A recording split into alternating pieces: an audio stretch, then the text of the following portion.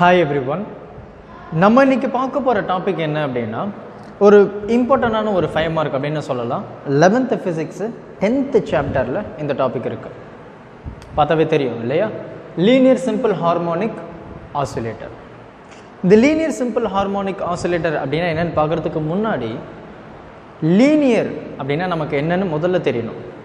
கண்டிப்பா நமக்கு தெரிஞ்சிருக்கும்.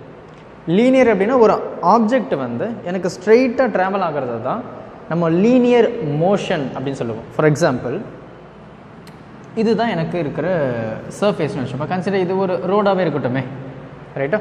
ஸோ இந்த மாதிரி ஒரு ரோடு இருக்கு. நான் இப்போ என்ன பண்ண போகிறேன், ஒரு ஆப்ஜெக்ட்டு இதுதான் அந்த ஆப்ஜெக்ட்னு வச்சுப்போம். இந்த ஆப்ஜெக்டை நான் ஃபோர்ஸ் கொடுத்து ரோல் பண்ணுறேன்னு வச்சுப்போம். அப்போ என்ன ஆகும், இந்த ஆப்ஜெக்ட் வந்து எனக்கு ஸ்ட்ரைட்டாக எப்படி ட்ராவல் ஆகும். இதுதான் நம்ம லீனியர் மோஷன் அப்படின்னு சொல்லுவோம். அப்போது இந்த சிம்பிள் ஹார்மோனிக் ஆசிலேட்டரில் நம்ம ஏன் லீனியர் அப்படின்னு யூஸ் பண்ணுறோம் அப்படின்னா ரொம்ப ரொம்ப சின்ன விஷயம்தான். ஒரு 2 டைப் வந்து கொடுத்துருப்பாங்க. இந்த லீனியர் சிம்பிள் ஹார்மோனிக் மோஷன் 2 விதமாக பிரிச்சிருப்பாங்க. என்ன அப்படின்னா ஃபஸ்ட்டு வந்து horizontal oscillation of a spring அப்படின்னு சொல்லியிருப்பாங்க. இன்னொன்று வந்து vertical oscillation of a spring அப்படின்னு சொல்லியிருப்பாங்க. நம்ம இந்த வீடியோவில் என்ன பார்க்க போகிறோம் அப்படின்னா ஹாரிசாண்டல் பற்றி பார்த்துடலாம். ஸோ ஹாரிசாண்டல் ஒரு சர்ஃபேஸு, ஒரு ஆப்ஜெக்ட் வந்து எனக்கு இப்படி சர்ஃபேஸுக்கு ஹரிசாண்டலாக போச்சு அப்படின்னா அது ஹரிசாண்டல். அதே மாதிரி எனக்கு ஒரு ஆப்ஜெக்ட் இங்கே இருக்குன்னு வச்சுப்போமே, எனக்கு இப்படி ட்ராவல் ஆகும்போது இதை நம்ம வெர்டிக்கல் அப்படின்னு சொல்லுவோம். அப்போ நம்ம ஆசிலேட்டர் அப்படின்ற வேர்டை ஏன் யூஸ் பண்ணுறோம் அப்படின்னா இந்த ஆப்ஜெக்ட் இங்கே இருக்குது, இது இப்படி போயிட்டு கன்சிடர் இது ஒரு சர்ஃபேஸ் அப்படின்னு வச்சுப்போமே. அப்போ என்ன ஆகும், இந்த ஆப்ஜெக்ட் இங்கே போயிட்டு மறுபடியும் எனக்கு இப்படி ரிட்டர்ன் ஆகிட்டு மறுபடியும் எனக்கு இப்படி போகும். இதுதான் நம்ம ஆசிலேஷன் அப்படின்னு சொல்லுவோம். டு அண்ட் ஃப்ரோ மோஷன் இல்லையா? அதே மாதிரி எனக்கு இந்த இடத்துலையும் அப்போ எனக்கு ஒரு ஆப்ஜெக்ட் இங்கே இருக்கும்போது இது எனக்கு இப்படி விழுது, மறுபடியும் எனக்கு பட்டு இதே லென்த்துக்கு எனக்கு போயிட்டு மறுபடியும் எனக்கு இங்கே வருது. இதையும் நம்ம டு அண்ட் ஃப்ரோ அப்படின்னு சொல்லுவோம். இதுதான் வெர்டிக்கல் ஆசிலேஷன். ஆசிலேஷன் அப்படின்னாவே ரொம்ப சிம்பிள். ஒரு ஆப்ஜெக்ட் இங்கே தான், இங்கே ஒரு ஈஸியாக பெண்டுலம், ஓகேவா? ஸோ இப்படி இருக்குது. நான் என்ன பண்ண போகிறேன், ஒரு ஃபோர்ஸ் கொடுக்குறேன், எனக்கு இந்த மெட்டல் பாம்பு வந்து இப்படி போகும், மறுபடியும் எனக்கு இப்படி வரும், மறுபடியும் இப்படி போகும், இப்படி வரும் இல்லையா? ஸோ அப்போ எனக்கு இங்கே ஸ்டார்ட் ஆகிட்டு இங்கே போயிட்டு இங்கே வந்துட்டு மறுபடியும் எனக்கு இங்கே வர்றது தான் ஒரு ஆசிலேஷன், டு அண்ட் ஃப்ரோ மோஷன். ஸோ அப்போ இதே கேசஸ் தான் எனக்கு ஹரிசாண்டலில் இப்படி நடந்ததுன்னா அது ஹரிசாண்டல் ஆசிலேஷன், இப்படி நடந்ததுன்னா அது வெர்டிக்கல் ஆசிலேஷன். ஸோ இது பேசிக். இப்போ நம்ம ஹரிசாண்டல் ஆசிலேஷன் நம்ம டீட்டெயில்டாக பார்க்கணும் அப்படின்னா எனக்கு இதுதான் வந்து ஒரு வால் அப்படின்னு வச்சுப்போம், ரைட்டா? ஸோ இந்த வாலில் நான் என்ன பண்ணியிருக்கேன், எனக்கு இதுதான் அந்த சர்ஃபேஸ், தர அப்படி ஃப்ளோர்னு வச்சுப்போமே. அப்போ நான் இங்கே என்ன பண்ணியிருக்கேன், ஒரு ஸ்ப்ரிங்கை இந்த வாலுக்கு ஃபிக்ஸடாக வச்சுட்டேன். ஒரு எண்டில் நான் என்ன பண்ணியிருக்கேன், ஒரு வெயிட்டை லோடு பண்ணிட்டேன்னு வச்சுப்போம். இந்த ஸ்ப்ரிங்கில் அந்த வெயிட்டை வச்சுருக்கேன். அப்போது இந்த கேஸில் நான் என்ன பண்ண போகிறேன் அப்படின்னா இந்த ஆப்ஜெக்ட் இருக்கு இல்லையா, இந்த ஆப்ஜெக்டில் நான் ஒரு சின்ன ஃபோர்ஸ் மட்டும் கொடுக்குறேன். எப்படி கொடுக்குறேன், நான் இந்த டைரெக்ஷனில் கொடுக்கலாம், ஏன் இஷ்டம் தான். அப்போ ஸ்ப்ரிங் இப்படி எக்ஸ்பேண்ட் ஆகிட்டு மறுபடியும் இப்படி போகும். இது ஒரு வழி, ஹாரிசாண்டல் ஆசிலேஷன். சப்போஸ் நான் ஃபோர்ஸை நான் இந்த டைரெக்ஷனில் கொடுக்குறேன் அப்படின்னா எனக்கு இந்த ஸ்ப்ரிங் கம்ப்ரஸ் ஆகிட்டு மறுபடியும் எனக்கு இப்படி ரிலீஸ் ஆகும். சப்போ நான் எந்த டைரெக்ஷனில் வேணால் கொடுக்கலாம், அது என்னுடைய இஷ்டம், சரியா? அப்போ இங்கே ஹரிசாண்டல் ஆசிலேஷன் இதுதான். அப்போது consider this is the initial position அப்படின்னு வச்சுப்போம். அப்போது நான் ஸ்ட்ரெச் பண்ணுறேன், இந்த ஆப்ஜெக்ட்டு எனக்கு இவ்வளோ டிஸ்டன்ஸ் கவர் ஆகுது, நான் ரிலீஸ் பண்ணியாச்சு. அப்போ இவ்வளோ டிஸ்டன்ஸ் கவர் ஆன இந்த ஆப்ஜெக்ட்டு மறுபடி எனக்கு இங்கே மட்டும் நின்றாது, மறுபடியும் எனக்கு இப்படி போகும். ஏன், ஏன்னா இது ஸ்ப்ரிங்கு. அப்போ மறுபடியும் எனக்கு இந்த பக்கம் போயிட்டு ஒரு சர்டைன் பாயிண்டில் அது நின்றோம், மறுபடியும் என்ன ஆகும், மறுபடியும் எனக்கு ரிட்டர்ன் ஆகும், மறுபடியும் ஒரு சர்டைன் பாயிண்டில் நிற்கும், மறுபடியும் இப்படி போயிட்டு போயிட்டு போயிட்டு டைம் எனக்கு இன்க்ரீஸ் ஆகும்போது எனக்கு ஆசிலேஷன் ஆகிறது வந்து கம்மியாகும் இல்லையா? அப்போது இதை நம்ம எப்படி சொல்லலாம், ரொம்ப சிம்பிளாக சொல்லலாம். என்ன, நான் ஒரு ஃபோர்ஸ் கொடுக்குறேன் இல்லையா, நான் ஃபோர்ஸ் கொடுக்கும்போது என்ன ஆகுது, அதுக்கு டைரக்ட்லி ப்ரொபோர்ஷனல் எனக்கு டிஸ்டன்ஸ் சேஞ்ச் ஆகுது.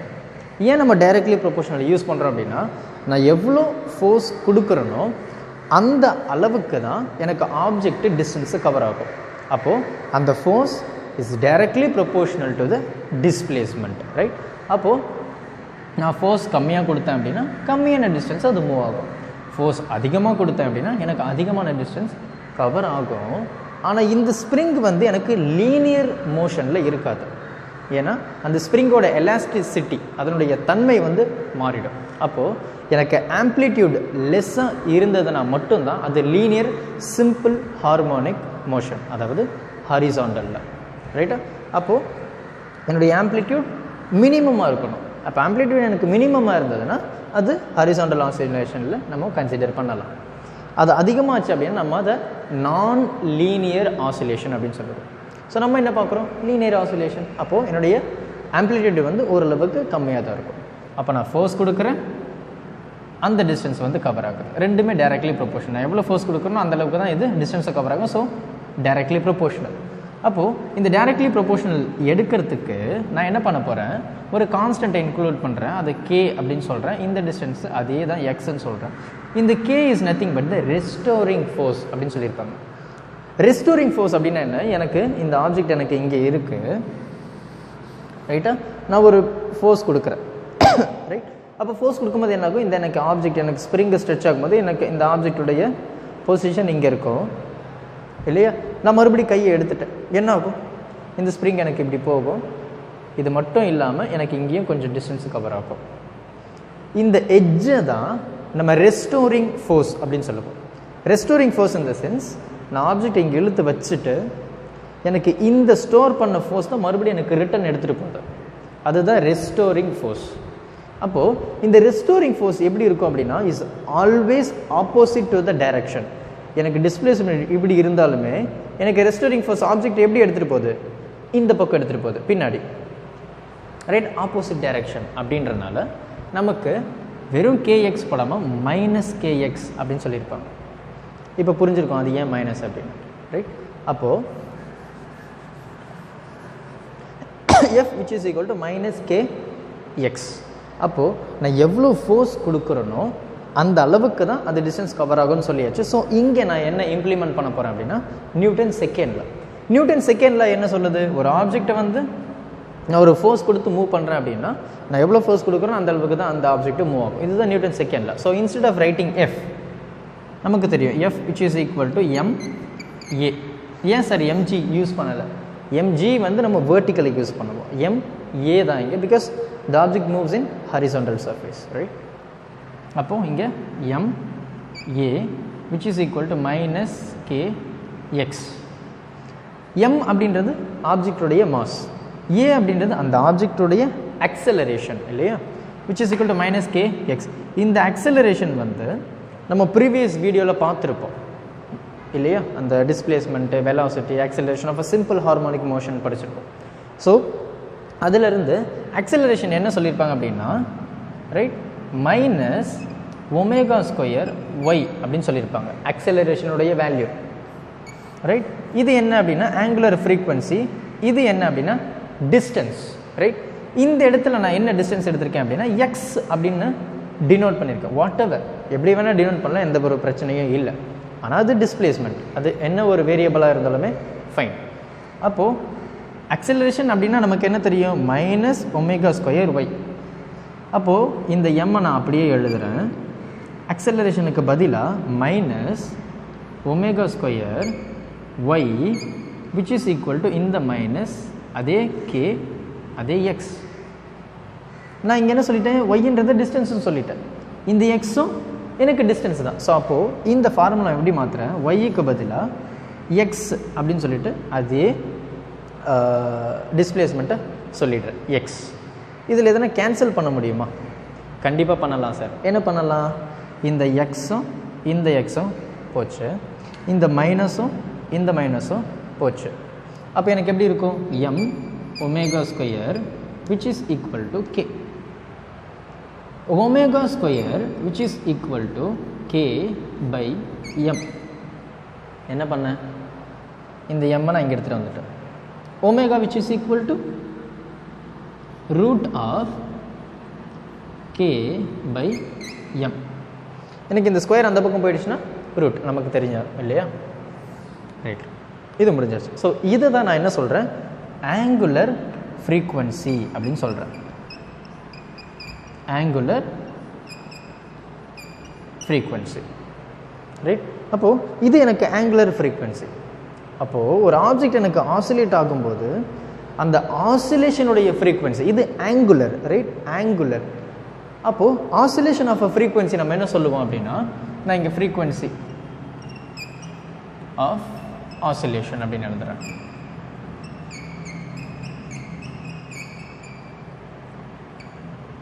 Right, frequency of oscillation which is equal to நமக்கு தெரியும் omega which is equal to 2πf அப்படின்னு நமக்கு தெரியும். 2π அப்படின்றது அதனுடைய distance in terms of radian 2π. எஃப்ன்றது ஃப்ரீக்வன்சி, ஒமேகான்றது ஆங்குலர் ஃப்ரீக்வன்சி. நமக்கு என்ன தேவை, ஃப்ரீக்வன்சி ஆஃப் த ஆசிலேஷன். எனக்கு ஃப்ரீக்வன்சி மட்டும் தான் தேவை. அப்போ எனக்கு இது தானே தேவை. அப்போ அந்த டேர்ம் நான் அப்படியே வச்சுருக்கேன். F which is equal to இந்த ஒமேகா. Right, omega. இந்த 2π வந்து எனக்கு கீழே வந்துடும், ஏன்னா அது எனக்கு மல்டிப்ளைல இருக்குது. எனக்கு இந்த பக்கம் வரும்போது கீழே தானே வரும். இந்த ஒமேகாவோட வேல்யூ நான் இங்கே இருந்து எடுக்கிறேன். எனக்கு என்ன இருக்குது, omega which is equal to root of K by M omega. அப்போது root K by M into இது இல்லையா. அப்போ நான் இதை எப்படி எழுதுறேன், இன்ட்டுனே போடுறேனே, 1/2π which is equal to F. இதுதான் எனக்கு கிடைச்ச ஃப்ரீக்வன்சி ஆஃப் ஆசிலேஷன். ஓகேவா, ஃபார் ஹாரிசாண்டல் மோஷன். இது முடிஞ்சது. ஸோ இதுக்கப்புறம் என்ன அப்படின்னா ரொம்ப ரொம்ப சிம்பிளான ஒரு விஷயம், ஒரு டைம் பீரியட் நம்ம கண்டுபிடிக்கிறோம். ஸோ டைம் அப்படின்னா என்ன, T which is equal to, இது தெரியறதுக்கு முன்னாடி நமக்கு தெரிஞ்ச ஒரு சின்ன ஃபார்முலா என்ன தெரியும், வெலாசிட்டி அப்படின்னா என்ன, டிஸ்டன்ஸ் பை டைம். அப்போ டைம் அப்படின்னா என்ன, டிஸ்டன்ஸ் பை வி, வெலாசிட்டி.